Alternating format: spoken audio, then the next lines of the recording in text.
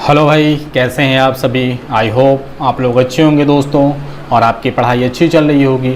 तो आज आपकी इस पढ़ाई को हम बहुत अच्छे वे में ले जाने के लिए एक बिल्कुल नए चीज़ लेकर आपके सामने उपस्थित है। और ये जो हमारा होने वाला है वो हमारा है ऑनलाइन पेड कोर्स। क्योंकि इसमें बहुत सारे बच्चे का डिमांड था कि सर आप हम लोगों को पेड कोर्स दीजिए और उसमें हम लोगों को डेली आप अपनी वीडियो दीजिए।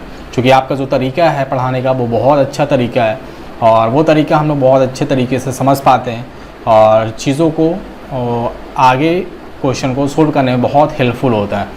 तो उनकी जो डिमांड थी उन डिमांड को आज हम फुलफ़िल करने वाले हैं। और वो डिमांड थी उनकी कि सर आप हम लोग को पेड कोर्स दीजिए और कंटिन्यू वे में दीजिए। तो उसी चीज़ के लिए हम यहाँ पर लेकर आए हैं दोस्तों माय ऑनलाइन पेड कोर्स। इसमें जो आपको मिलने वाले हैं दोस्तों वो मैथ के अलावा रीजनिंग और जीके और जीएस के भी यहाँ पे वीडियोस मिलने वाले हैं। अब दोस्तों मसला उठता है कि इसे हम ख़रीद कैसे पाएंगे, इसमें ज्वाइन कैसे ले पाएंगे। तो दोस्तों आप जो मेरे चैनल पे जुड़े हैं टॉपर कैंपस पे, इसमें जो सब्सक्राइबर का बटन है उसके बगल में आपको ज्वाइन बटन का ऑप्शन दिख जाएगा।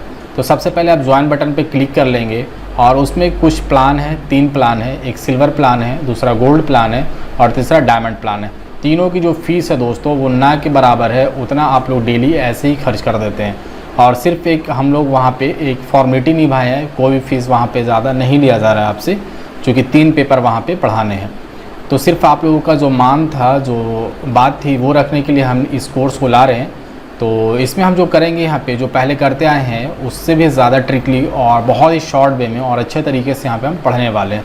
ठीक है दोस्तों, तो जो बच्चे इंटरेस्टेड हैं, जो चाहते हैं हमारे पैकेज हमारे पेड कोर्सों को बाय करें, ख़रीदें, वो ज्वाइन बटन पर जाकर क्लिक करें और हमारे मेम्बरशिप को बाय कर लें। ठीक है दोस्तों, यहाँ पे आज हम कुछ टेलर दिखाने वाले हैं आपको कि किस तरीके से हम वहाँ पे आपको पढ़ाने वाले हैं। उसी का एक छोटा सा नमूना यहाँ पे है दोस्तों। आप देखेंगे हमारी वीडियो को बहुत अच्छे तरीके से पढ़ने की कोशिश करेंगे। तो चलिए शुरू करते हैं। तो चलेंगे दोस्तों, क्वेश्चन नंबर फर्स्ट आपका स्क्रीन पर आ चुका है और इसमें क्या कह रहा है आपसे वो ध्यान देंगे। और क्वेश्चन के साथ साथ आपका फिगर है, उससे आप ये तय कर पाएंगे कि आप क्वेश्चन किस तरह से समझ पाते हैं और समझने में आपको बहुत आसान लगेगा। ठीक है दोस्तों, अब यहाँ से सवाल आप पढ़ेंगे। इसमें कह रहा है इतिहास के आरंभिक काल को निम्नलिखित में से क्या कहा जाता है। ठीक है, यहाँ से आपके पास 4 ऑप्शन दिए गए हैं, पूरा पाषाण काल, मध्य पाषाण काल, लघु पाषाण काल और नव पाषाण काल। जिन बच्चों को आंसर आता है वो यहाँ से बताने की कोशिश करेंगे। आपका टाइम स्टार्ट होता है अब।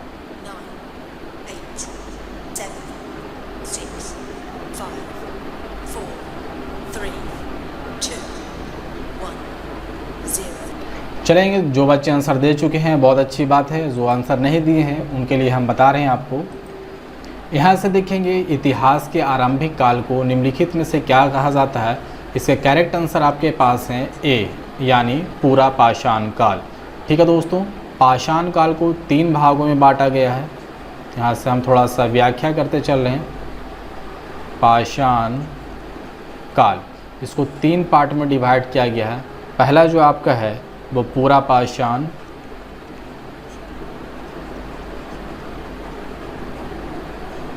पूरा पाषाण। दूसरा जो आपका है मध्य पाषाण,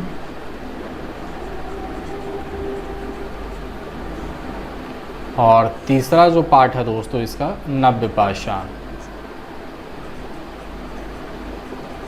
अब यहाँ से आप लोग खुद देख सकते हैं कि इसमें जो पाषाण काल है उसका सबसे पहला भाग जो है आरंभिक, जिसको शुरुआती कहते हैं, वो क्या है पूरा पाषाण। यहीं से आपको उठाया गया है, ये आंसर आपका है पूरा पाषाण काल। द्वितीय पूछता तो मध्य पाषाण, तृतीय पूछता तो नव्य पाषाण। ये आपका करेक्ट आंसर होता। चलेंगे अगले सवाल की तरफ। अगले सवाल यहाँ से आपके कह रहे हैं दोस्तों, अब जो अगला क्वेश्चन आपके पास है स्क्रीन पे वो है, कई बार ये क्वेश्चन आपके पूछे गए हैं, यहाँ पे भी आपके ऑनलाइन स्टेनोग्राफर में पूछे गए हैं। और ये सवाल आपका कहता है कि भीमबेटका गुफा किस राज्य में है। भीमबेटका गुफा किस राज्य में है, कई बार आए हैं। तो यहाँ से आपका टाइम शुरू होता है अब। 9, 8, 7, 6, 5, 4, 3, 2, 1, 0। चलेंगे, आपका टाइम ओवर हो चुका है दोस्तों। यहाँ से देखेंगे इसका सवाल का जवाब क्या होगा। यहाँ से आपसे कह रहा है कि भीमबेटका गुफा किस राज्य में है। इसके करेक्ट आंसर आपके होंगे डी, भीमबेटका की जो गुफा है वो मध्य प्रदेश में है। उसकी जो फिगर है वो आप ये देख पा रहे हैं, ये अंदरूनी फिगर है और ये आपके बाहर के फिगर हैं। अब यहाँ से मसला उठता है कि मध्य प्रदेश के कहाँ पे हैं। तो मध्य प्रदेश आप जब जाएंगे तो मध्य प्रदेश के एक शहर है जिसका नाम है भोपाल। मध्य प्रदेश में तो ये है, लेकिन एक शहर है भोपाल, और भोपाल से 45 किलोमीटर दक्षिण में ये चीज़ स्थित है। ठीक है दोस्तों, ये जो पूछ रहा है आपसे कि भीमबेटका गुफा किस राज्य में है, तो भीमबेटका जो गुफा है वो मध्य प्रदेश में है, और मध्य प्रदेश का कहाँ है, भोपाल। और भोपाल से जब 45 किलोमीटर आप दक्षिण की तरफ जाएंगे तो भीमबेटका की गुफाएँ आपको मिल जाएंगी। ठीक है दोस्तों, तो ये आपके करेक्ट आंसर हो जाएंगे option number D, Madhya Pradesh. चलेंगे दोस्तों, क्वेश्चन नंबर 3 अब आपके सामने है, इसका जवाब देने की कोशिश करेंगे आप। इसमें आपसे कह रहा है किस काल यानी युग में पत्थर के औजार सबसे पहले पाए गए थे। सवाल फिर से पढ़ेंगे, किस काल या युग में पत्थर के औजार सबसे पहले पाए गए थे। जिन बच्चों को आंसर आता है वो आंसर देने की कोशिश करेंगे, जिनको नहीं आता है थोड़ा सा वेट कर लेंगे। तो यहाँ से देखेंगे आपका टाइम शुरू होता है अब। 9, 8, 7, 6, 5, 4, 3, 2, 1, 0। चलेंगे, आपका टाइम ओवर हो चुका है दोस्तों। इसके जो करेक्ट आंसर होंगे दोस्तों, वो करेक्ट आंसर आपके हो जाएंगे पूरा पाषाण काल, यानी पूरा पाषाण काल में आपके पत्थर के औजार सबसे पहले पाए गए थे। ठीक है दोस्तों, तो ऑप्शन नंबर बी यहाँ से आपके करेक्ट आंसर हो जाएंगे। चलेंगे अगले सवाल की तरफ। अगला जो सवाल है दोस्तों वो स्क्रीन के सामने आ चुका है। इसमें जवाब आप देंगे कि सिंधु घाटी सभ्यता के शहरों की गलियाँ थी। इसके फिगर आप बगल में देख पा रहे हैं। तो कह रहा है सिंधु घाटी सभ्यता के शहरों की गलियाँ थी, मतलब जो गली थे सिंधु घाटी सभ्यता के समय वो कैसी गलियाँ थी। ठीक है, तो आपका समय शुरू होता है अब। 9, 8, 7, 6, 5, 4, 3, 2, 1, 0। चलेंगे देखेंगे इसका सही आंसर क्या होता है। तो इसका सही आंसर है, यहाँ से आप देखेंगे ऑप्शन नंबर 1, चौड़ी और सीधी। अब इसको थोड़ा सा हम एक्सप्लेन करते हैं, वो क्या है। क्वेश्चन आपसे कह रहा है सिंधु घाटी सभ्यता की शहरों की गलियाँ कैसी थी। सिंधु घाटी के सभ्यता थे जो दोस्तों, सिंधु घाटी सभ्यता के समय जो रास्ते थे वो एक दूसरे के समकोण बनाते हुए पार करते थे इस तरह से। ठीक है, एक अगर रोड जो आपका है अगर पूर्व से जा रहा है तो पश्चिम की तरफ जा रहा है, तो दूसरा आपका उत्तर से दक्षिण की तरफ जाएगा, और वो सारे के सारे कितने डिग्री पे, 90 डिग्री पे एक दूसरे को कट करते थे। ठीक है, तो उस समय जो हमारे सड़कें थी यानी जो गलियां थी वो इसी तरह की हुआ करती थी। ठीक है दोस्तों, तो ये आपके करेक्ट ऑप्शन हो जाएंगे चौड़ी और सीधी। यहाँ से फिर से एक बार एक्सप्लेनेशन सुन लेंगे कि जो उस समय जो गलियाँ हुआ करती थी वो एक दूसरे से समकोण पर काटती थी, और पूर्व से पश्चिम की ओर और उत्तर से दक्षिण की ओर गुजरा करती थी। ये आपके करेक्ट आंसर हो जाएंगे ऑप्शन नंबर ए, चौड़ी और सीधी हुआ करती थी। अब देखेंगे अगला सवाल हमारा क्या कह रहा है। क्वेश्चन नंबर 5 देखेंगे दोस्तों, ये आपसे क्या कह रहा है। कह रहा है निम्नलिखित में से कौन सी सभ्यता अपने नगर नियोजन के लिए प्रसिद्ध थी। तो इसका करेक्ट आंसर जो होंगे वो आप यहाँ से तो देने की कोशिश करेंगे। तो चले, आपका समय शुरू होता है अब। 9, 8, 7, 6, 5, 4, 3, 2, 1, 0। चलेंगे, आपका समय ख़त्म हो चुका है। देखेंगे इसके करेक्ट आंसर क्या है। करेक्ट आंसर हो जाएंगे दोस्तों, सवाल सबसे पहले पढ़ रहे हैं उसके बाद आंसर बताने की कोशिश कर रहे हैं। यहाँ पे कह रहा है निम्नलिखित में से कौन सी सभ्यता अपने नगर नियोजन के लिए प्रसिद्ध थी। तो इसके करेक्ट आंसर हो जाएंगे ऑप्शन नंबर ए, सिंधु घाटी सभ्यता। इसकी खासियत क्या थी दोस्तों, तो इसकी खासियत ये थी कि यहाँ नगर और कस्बे एक निश्चित योजना के अनुसार बनाए जाते थे। ठीक है, मेरी बात को सुनेंगे या लिख दे रहे हैं यहाँ पे आपसे कि यहाँ नगर और कस्बे, नगर आप जानते हैं और कस्बे भी जानते हैं, वही कह रहा है कि यहाँ नगर और कस्बे एक निश्चित योजना के अनुसार बनाई जाती थी।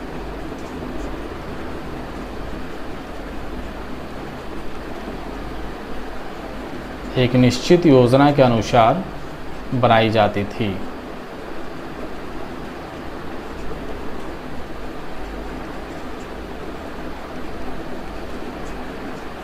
ठीक है, एक पूरा प्लान रहता था इसको नगर और कस्बे बनाने का, और उसी प्लान के अकॉर्डिंग इस शहर को बसाया गया था। तो वही चीज़ आपसे पूछा है कि निम्नलिखित में से कौन सी सभ्यता अपने नगर नियोजन के लिए प्रसिद्ध थी। तो इसका करेक्ट आंसर हो जाएगा सिंधु घाटी सभ्यता। ठीक है दोस्तों, बढ़ते हैं आज की अगले सवाल की तरफ। यहाँ से देखेंगे दोस्तों, जो आपका क्वेश्चन कह रहा है वो कह रहा है क्वेश्चन नंबर 6 कि हड़प्पा और मोहनजोदड़ो के खंडर निम्नांकित में से किस नदी के तट पर पाए जाते थे। यानी हड़प्पा और मोहनजोदड़ो के जो खंडर थे वो किस नदी के किनारे पाए जाते थे। तो यहाँ से आपका टाइम शुरू होता है अब। 9, 8, 7, 6, 5, 4, 3, 2, 1, 0। चलेंगे दोस्तों, आपका समय ख़त्म हो चुका है। इसका सही जवाब जानने की कोशिश करते हैं। इसका जो सही जवाब होगा दोस्तों वो यहाँ चारों के चारों ऑप्शन में नहीं दिए गए हैं, चूँकि यहाँ पे जो आंसर है इसके गलत हैं। यहाँ से जो सही आंसर है वो हम आपको बताते हैं। हड़प्पा जो था वो रावी नदी के किनारे पे बसा था। ठीक है, हड़प्पा जो था यानी हड़प्पा सभ्यता कह सकते हैं या हड़प्पा खंडर जो कह सकते हैं, वो हड़प्पा सभ्यता जो था वो रावी नदी के किनारे पे बसा हुआ था। ठीक है, तो हड़प्पा रावी के किनारे बसा हुआ था। और मोहनजोदड़ो जो है, मोहनजोदड़ो ये जो आपके थे ये आपको सिंधु नदी के तट पे बसा हुआ था। यानी दोनों जो सभ्यता थी, यानी जो दोनों खंडर थे वो अलग अलग नदी पे बसे थे। हड़प्पा सभ्यता या हड़प्पा जो खंडर था वो रावी नदी के किनारे और मोहनजोदड़ो सिंधु नदी के किनारे था। इसलिए एक आंसर यहाँ पे सब ऑप्शन में दिया हुआ, एक नहीं होगा, इसके दो आंसर हैं। हड़प्पा के लिए रावी नदी और मोहनजोदड़ो के लिए सिंधु नदी। ठीक है दोस्तों, तो बढ़ते हैं आज की अगले सवाल की तरफ। यहाँ पे देखेंगे दोस्तों, क्वेश्चन नंबर 7 आपके स्क्रीन पे आ चुके हैं। और यहाँ पे जो अभी क्वेश्चन बताए थे उसी से रिलेटेड क्वेश्चन है। और देखेंगे क्वेश्चन पढ़ेंगे। सबसे पहले क्या कह रहा है, कह रहा है सिंधु घाटी सभ्यता के निम्नलिखित स्थानों में से कौन सा स्थान सिंधु नदी के किनारे पे स्थित था। अभी हमने आपको बताया था कि सिंधु घाटी के जो सभ्यता थी वो किस नदी के किनारे था। तो यहाँ से आपका समय शुरू होता है अब।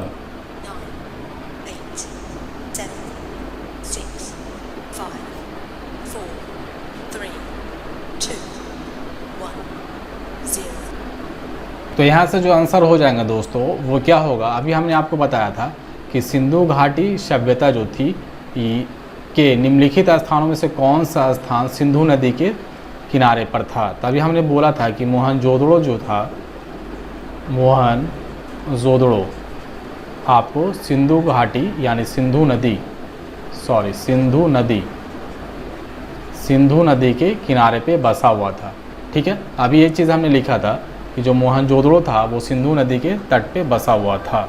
ठीक है, आगे जो सवाल है उसे देखेंगे आप। यहाँ से जो क्वेश्चन नंबर 8 आपके पास है दोस्तों, वो कह रहा है आपसे, ये कई बार सवाल आपसे पूछे गए हैं कि सिंधु घाटी सभ्यता की लिपि कौन सी थी। यानी जो सिंधु घाटी सभ्यता थी उस टाइम कौन सी लिपि चलती थी। तो इसके सही आंसर जो होंगे वो आप यहाँ पे देने की कोशिश करेंगे। आपका समय शुरू होता है अब। 9, 8, 7, 6, 5, 4, 3, 2, 1, 0। तो चलेंगे इसका सही सवाल का जवाब जानने के लिए क्या करते हैं। यहाँ पे कह रहा था सिंधु घाटी सभ्यता की लिपि कौन सी थी। तो सिंधु घाटी सभ्यता की जो लिपि थी दोस्तों वो अज्ञात थी। क्यों, चूँकि इसका थोड़ा सा एक्सप्लेन करते हैं हम। उस टाइम जो लिपि थी वो आपका चित्रात्मक लिपि थी, यानी चित्र के हिसाब से पढ़ा जाता था। चित्रात्मक जो लिपि थी सिंधु घाटी के समय वो कैसी थी, चित्रात्मक लिपि थी। और वही चित्र आपको यहाँ पे दिए गए हैं। इसी हिसाब से चित्र हुआ करता था सिंधु घाटी सभ्यता के समय में। और चित्रों को देखकर लोग एक दूसरे की बातों को, एक दूसरे की चीज़ों को समझते थे। ठीक है दोस्तों, और ये जो चित्रात्मक लिपि थी वो अभी तक पढ़ी नहीं गई है। इसलिए इसका जो करेक्ट आंसर होगा वो आपके यहाँ से हो जाएंगे अज्ञात, यानी ऑप्शन नंबर सी। और आप देखेंगे यहाँ पे आपसे पूछे गए थे LDC में 2013 में। तो क्वेश्चन का लेवल अच्छा है आपके पास दोस्तों। तो बढ़ेंगे आज की अगली सवाल की तरफ। देखेंगे क्वेश्चन नंबर 9 आपसे क्या कह रहा है। क्वेश्चन नंबर 9 बहुत बार पूछे गए हैं दोस्तों। और ये देखेंगे यहाँ पे CPO central police officer SI में पूछे गए हैं आपके। यहाँ पे कह रहा है कि मोहनजोदड़ो का स्थानीय नाम था। यानी मोहनजोदड़ो जो था उसका स्थानीय नाम, मतलब वहाँ पे के लोग इसे किस नाम से जानते थे। ऑप्शन ए है रेगिस्तान का टीला, बी है नदीमुख भूमि का टीला, ऑप्शन सी है मृतकों का टीला और ऑप्शन डी आपके पास है जीवन का टीला। तो इसके जो करेक्ट आंसर होगा वो आप देंगे। आपका समय शुरू होता है अब। 9, 8, 7, 6, 5, 4, 3, 2, यहाँ पे आपका समय ख़त्म हो चुका है दोस्तों। तो चलिए इसके करेक्ट आंसर को जानने की कोशिश करते हैं। इसका जो सही आंसर है दोस्तों वो आपका है ऑप्शन नंबर सी, यानी मृतकों का टीला। इसका स्थानीय नाम था मृतकों का टीला। यहाँ पे दोस्तों मोहनजोदड़ो जो था यानी मृतकों का जो टीला था, इसे 1922 ईस्वी में, सबसे पहले 1922 ईस्वी में आपको रखाल दास बनर्जी ने इसकी खोज की थी। रखाल दास बनर्जी, रखाल दास बनर्जी। मोहनजोदड़ो यानी मृतकों का टीला का खोज सबसे पहले रखाल दास बनर्जी ने 1922 ईस्वी में किया था। ये आपके करेक्ट आंसर हो जाएंगे ऑप्शन नंबर सी। तो कभी कभी ये भी पूछता है कि इसकी जो खोज है वो किसने किया था, तो रखाल दास बनर्जी ने। और कभी कभी ये भी कहता है कि इसकी खोज कब की गई थी, तो वो होगा 1922 ईस्वी। तो ठीक है दोस्तों, बढ़ते हैं आज की लास्ट सवाल की तरफ।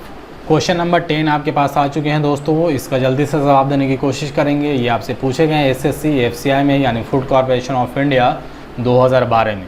तो देखेंगे क्वेश्चन क्या रहा है आपसे। कह रहा है मोहनजोदड़ो में सबसे बड़ा भवन कौन सा है। ये सवाल भी आपके कई बार पूछे गए हैं हर एग्ज़ाम में। तो इसका करेक्ट आंसर जो होगा वो आप देने की कोशिश करें कि मोहनजोदड़ो में सबसे बड़ा भवन कौन सा है। आपका समय शुरू होता है अब। 9, 8, 7, 6, 5, 4, 3, 2, 1, 0। तो इसके सही सवाल के जवाब हैं दोस्तों धान्यागर, यानी ऑप्शन नंबर बी धान्यागर। यानी मोहनजोदड़ो में सबसे बड़ा भवन धान्यागर था आपका, यानी ऑप्शन नंबर बी को यहाँ से आप क्या कर लेंगे दोस्तों, टिक आउट कर लेंगे। तो ठीक है दोस्तों, ये हमारे कुछ आज के डेमो बैच थे, डेमो क्लास थे आपके लिए। जो बच्चे चाहते हैं हमारे पेड कोर्स को ज्वाइन करना, वो ज्वाइन बटन पे जाएं और हमारे जो मेंबरशिप है उसे आप बाय कर लें, ख़रीद लें। और बहुत ही कम फीस में है। इसमें आप डेली चाहेंगे तो 2 रुपये की आपकी फ़ीस पड़ेंगे, यानी महीने का आपका 59 रुपीज़ है। और ये कोई बड़ी अमाउंट नहीं है दोस्तों, बहुत छोटी अमाउंट है। तो जल्द से जल्द आप इसके ज्वाइन कर लें और चीज़ों का पूरा लाभ उठाएं, क्योंकि हमारा जो मेंबरशिप का है वो वीडियो आना शुरू हो गया है और बहुत सारे बच्चे इसमें अभी जुड़े हुए भी हैं। बस आप भी इसमें जुड़ करके इसका पूरा लाभ उठाएं। ठीक है दोस्तों, तो मिलते हैं किसी अगले वीडियो में, तब तक के लिए थैंक यू।